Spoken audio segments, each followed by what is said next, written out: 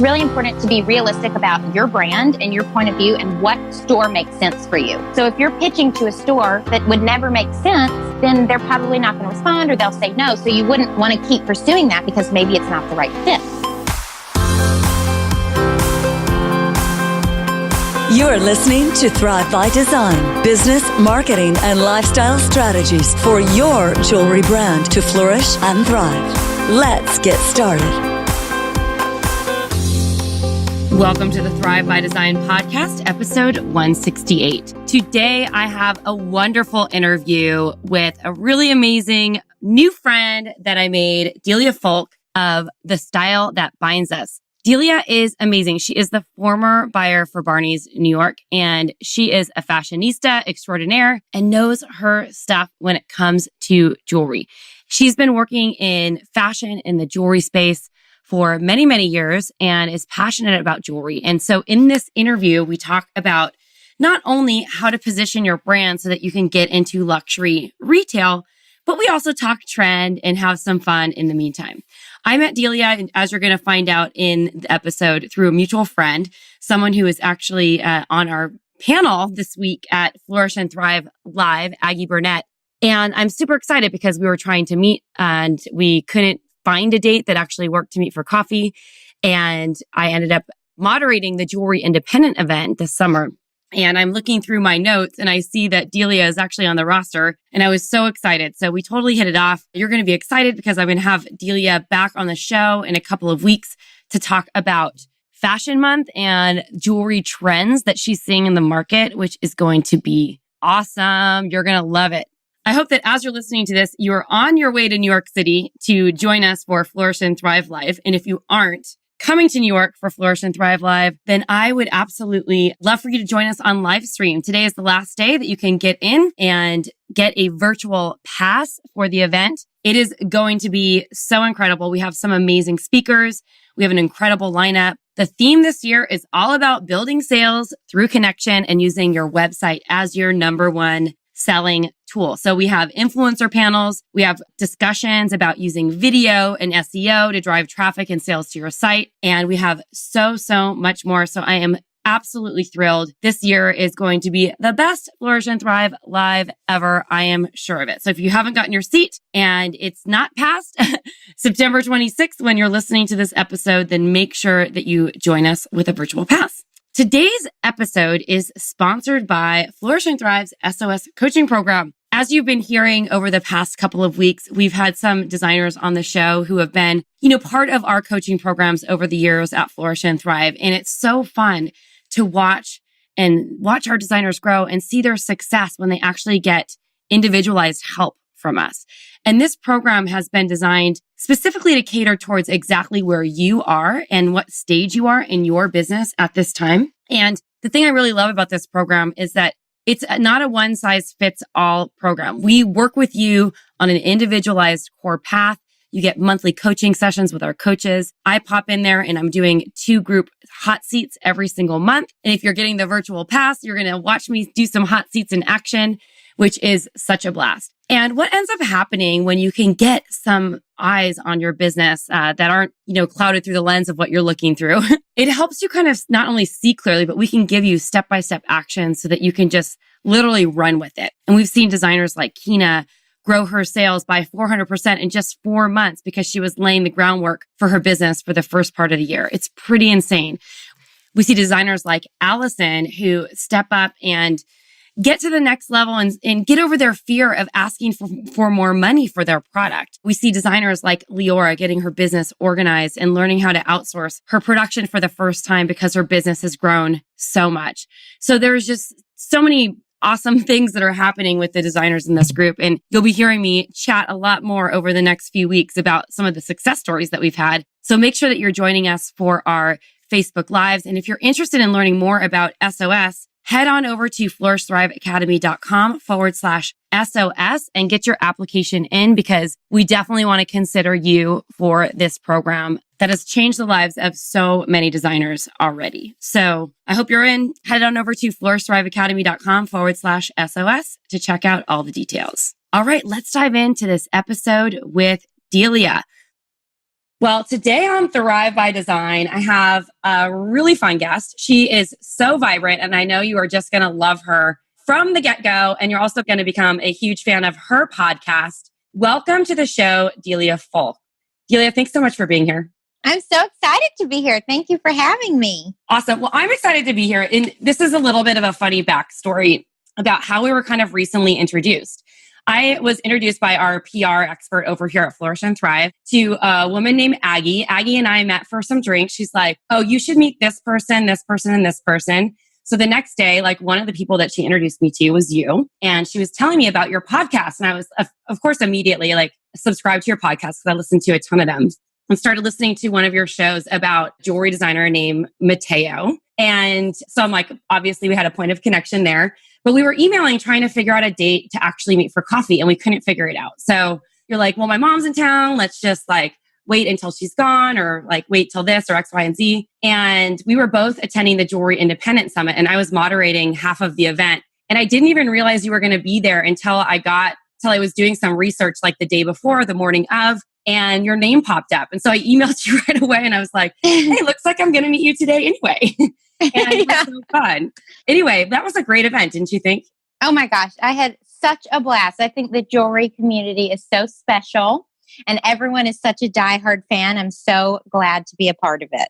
One of the things that I really noticed about you immediately, besides your incredible shoes and your amazing fashion sense, is that you have this really vibrant, bubbly personality, which just like makes everyone want to talk to you, I feel like, which is so awesome.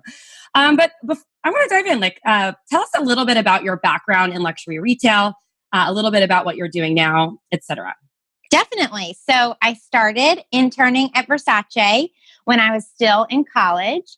And then I just had like this insatiable desire that I said, okay, I'm going to move to New York and work in luxury fashion. And that's what's going to happen.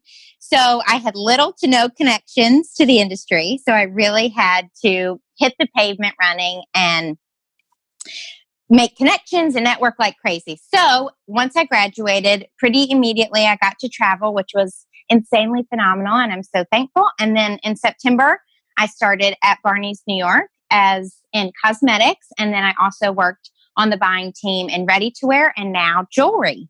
That's so awesome. So you're buying jewelry for the 8th floor. Is that correct? Yes, exactly. So it's costume all the way to 18 karat. Let's say a designer is trying to get into a luxury retailer, something like Barneys or Neimans or Saks or one of the top tier retailers like that. What are the buyers actually looking for when they're seeking out product like jewelry for their store? So it varies for every store.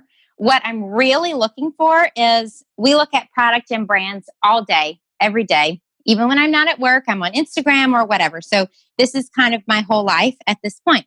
So I want to have the surprise and delight. I want to see something that I've never seen before that I think our customer is going to go crazy for. So basically, I need to scour the market and I need to be knowledgeable of the market. So even if the brand isn't sold at the retailer that I work at, I still need to know that it exists just so that I know kind of have my pulse on what is everyone doing, what's working, what's not, what direction is the industry moving in. So basically, it's really important to choose a brand for Barneys or whatever retailer. The first thing has to be, wow, this is really special. They could be in infancy stage or they could have been designing for a while. Maybe it's another country. So that would be if they've been designing for a while and maybe they haven't been introduced to the American market. So I think that's one way. And then the other way is to know about my floor and assortment. So what do I represent? And then what are the holes? What are we missing? So that can be both in terms of trends or just costume versus dainty. So let's say if we've exited a vendor, then I'm probably looking to fill that aesthetic with another brand. So then I'm scouring the market, knowing what our metrics are for what brands we could bring in, and then trying to fill that hole. Okay, that's awesome. So you mentioned exiting a vendor. When would you make that decision to exit a vendor? Lots of different reasons. It totally depends. Sometimes it's from the vendor's end, sometimes it's on the retailer's end.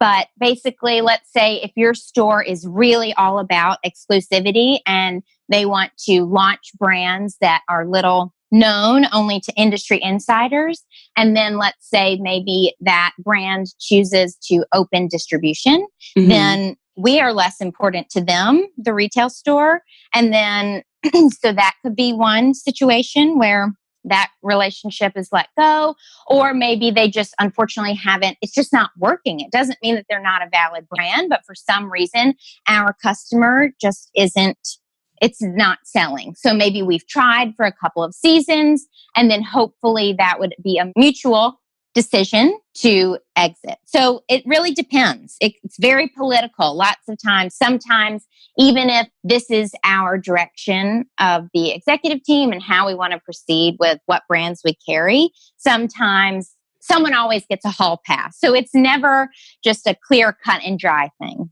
So there's a lot of variables about why you might discontinue working with the brand, and or they might discontinue working with you because they want to open up into bigger doors or different. Okay. So you did say something at Jewelry Independent that I thought was really fascinating. And this was one of the things that really struck me as interesting. And that is that one of the things that you hate the most is when people start dropping all the stores that they're selling at. So talk a little bit more about that.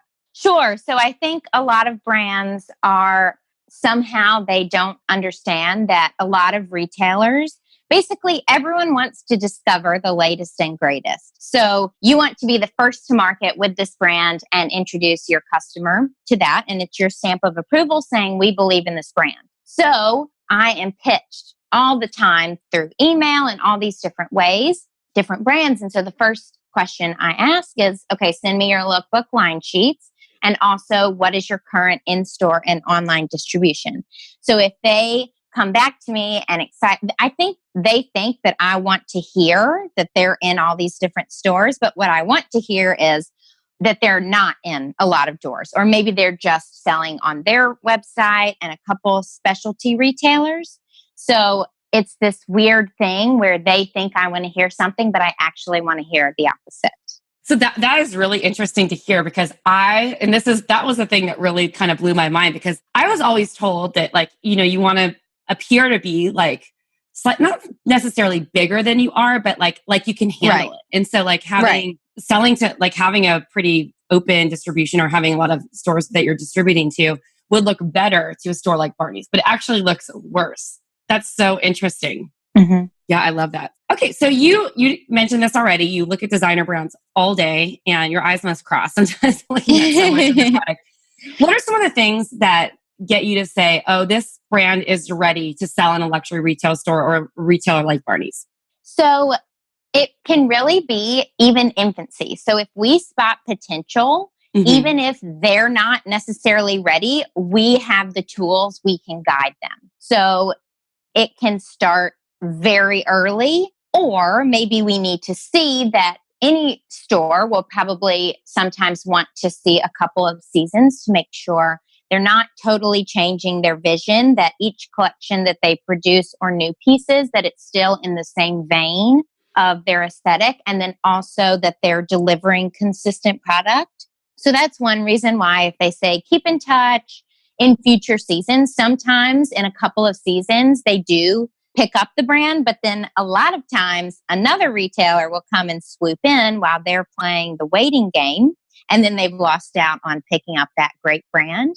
So it is kind of this little seesaw that you're playing, trying to balance the right amount of time. But there have certainly been stories where luxury retailers will even see someone coming out of school in college and say, okay, I'm obsessed, I want to write an order. And they're like, what's an order? Like, how do you, I don't know how to produce that. Yeah. Have you ever done that with a designer where you just wrote an order with them, like straight out of school or something like that? Not yet. I haven't really gotten to experience many students. I mean, sometimes like with jewelry, they're getting their GIA certification or things like that. But I really want to tap into the schools more for sure. Okay, that's awesome. So this is the question that everyone always wants to know. What is your preferred way to be approached? Because everyone's got a different way that they like to be approached, or in your experience, like we can use the general term like most buyers, because maybe there isn't a specific way. How would you tell someone who's just starting out or trying to, tap into a brand like Barneys and they think that they have the product selection and everything that would work for them to reach out to you or like another buyer who's at a store like that? Yeah. So I think it definitely depends on the person, but I get from every single social media, it comes from lots of different directions, which doesn't bother me at all. So I get pitched via email, or maybe a brand finds me on Instagram, or I find them and I say, please send lookbook line sheets and your distribution to my email. LinkedIn, I mean, they want to be sold in these luxury retailers. So they're going to be searching for people who work there. So that's how they find us. And so basically, buyers and people who work in general have very little time.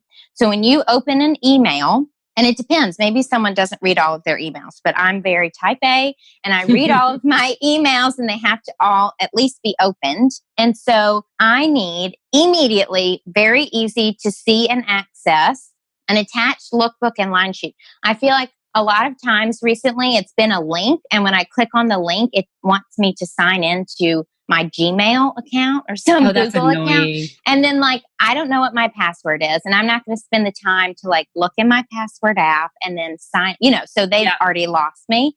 And then also I would like to see your distribution. You can add press. That's always a stamp of approval as well. And then also if you have a website or Instagram. So it needs to all be there, very easy. And a lot of times when I am reviewing something with the executive team or those above me, they also don't have a lot of time. So if it's not easy for them to click, then they're like, well, this is taking too much time and we can't even look at this. So it is extremely important to basically do as much as you can on your end to make it as easy as possible for them to review your brand. So if you have been listening to the Thrive by Design podcast for a while, or you're in Flourish and Thrive Academy, you've probably heard Robin and I say this like a broken record. Make it easy for your buyers. And it doesn't matter what kind of buyers. If you're selling direct to consumer, or if you're selling to stores, it doesn't matter. The sale needs to be easy,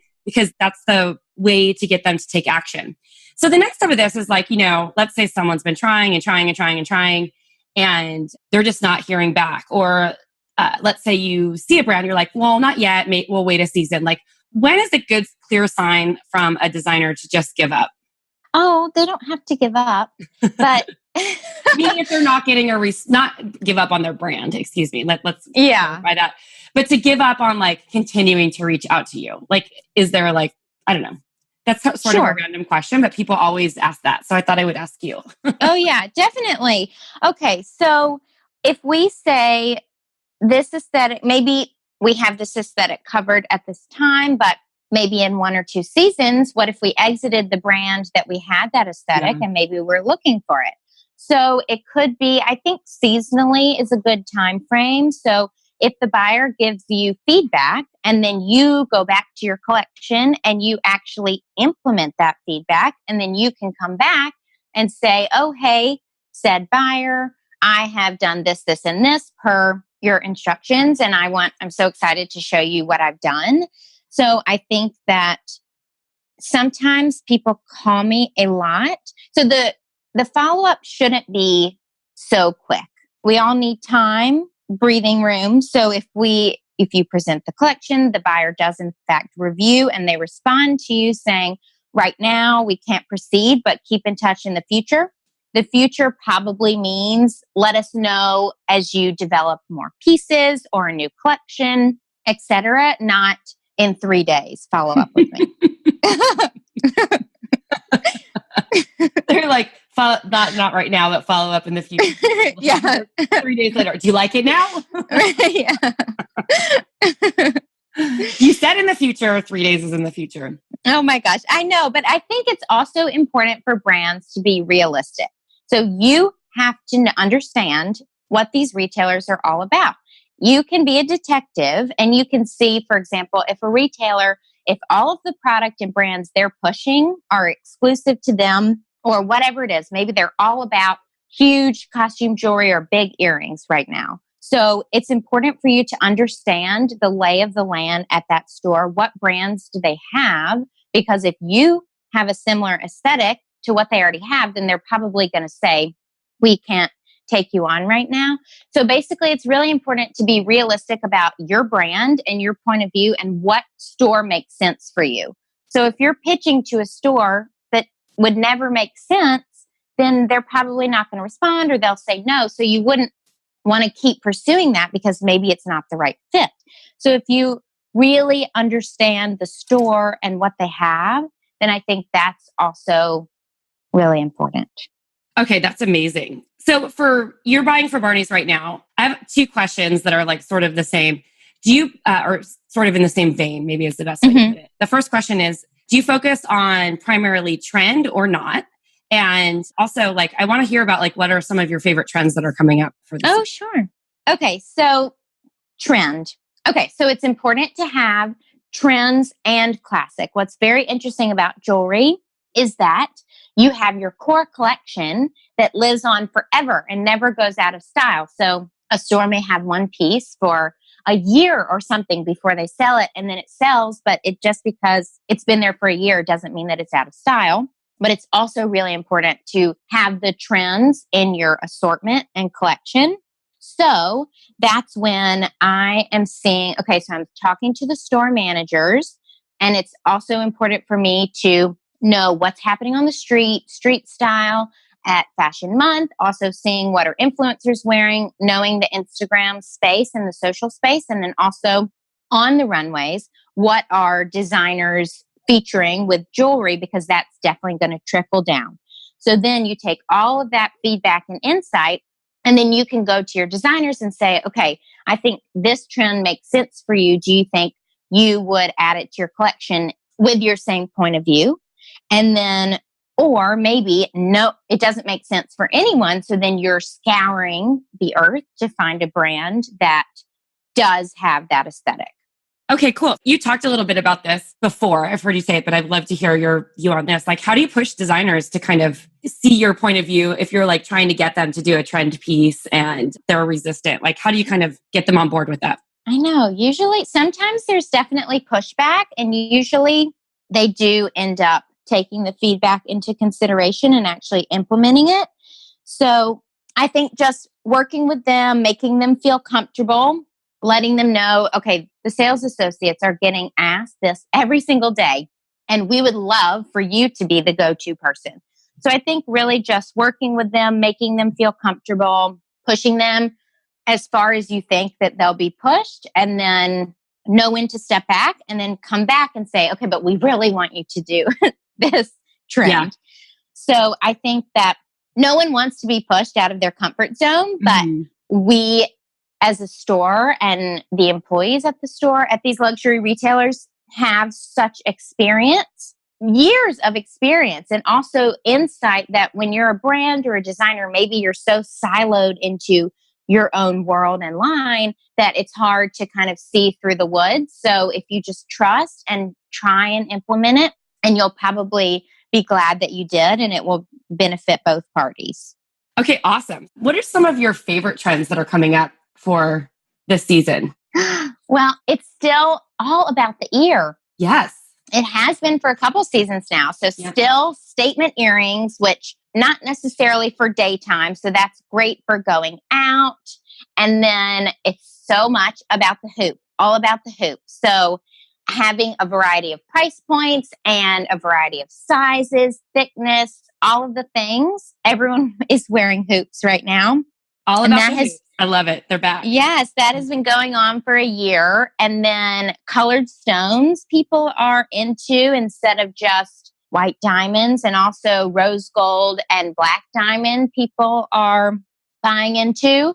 So definitely about the ear, but then also people are asking for cuffs and different bracelet options and necklaces. So it's really about layering. I mean, it depends on the person. If you are if you like dainty jewelry that's layerable and stackable rings, or if you're going to go for the large statement earrings or hoops, the mismatched pair of earrings. So there's so much happening right now. And you can even one day be the big statement earring girl going out on the town. And then the next day, the dainty stackable rings, or however you want to mix it up.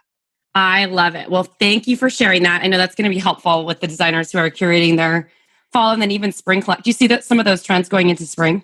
Yeah, definitely. And then we're about to have Spring 19 Fashion Month. So we'll really be able to see what's happening. And also I'm excited to see the street style at Fashion Month and what's on the runway so we can really pinpoint and figure out what's happening in the jewelry space. Oh, I'm excited for that too. I can't wait to do a recap with you after because you're going to be, in the trenches with that. So I have just one more question for you, and then I'd love to hear about where people can find you. So if you were to pinpoint some of the biggest mistakes that you see designers make when they're reaching out to a buyer for a store like Barneys, what would that be in your experience?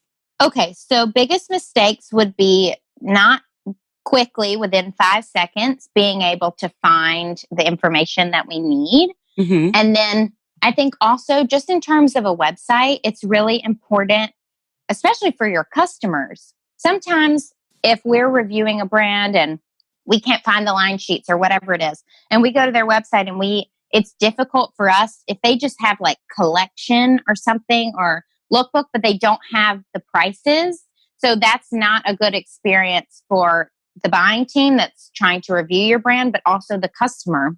If they're trying to shop your site and there's no prices or an easy site to navigate, that's not going to be a good user experience. So I think that's important to remember when designing your site.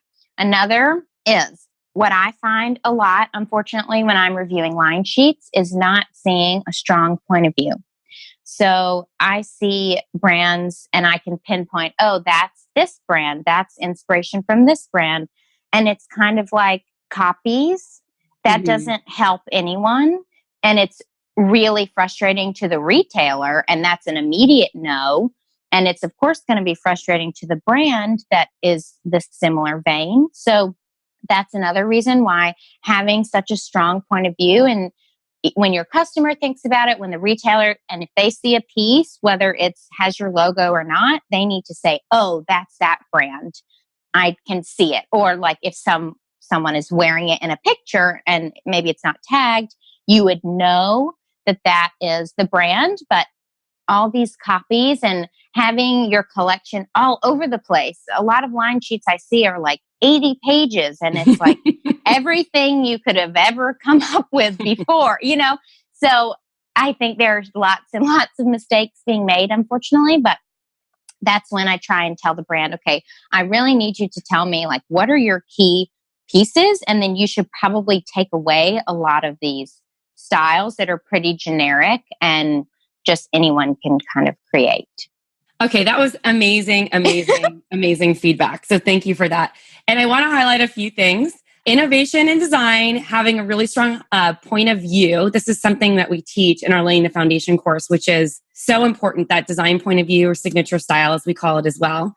Having a website that is easy to navigate, that has prices that make sense, and that your buyers can see what your brand is all about. That's representing your brand focus. And there were so many other brilliant nuggets, but those two just shouted out at me because those are the two things I feel like I am saying a broken record all the time, which is awesome. So Delia, thank you so much for being here on the show with me today. This was an awesome interview. And I know you're up to some fun things. You have your own podcast and you're doing some stuff with your mom.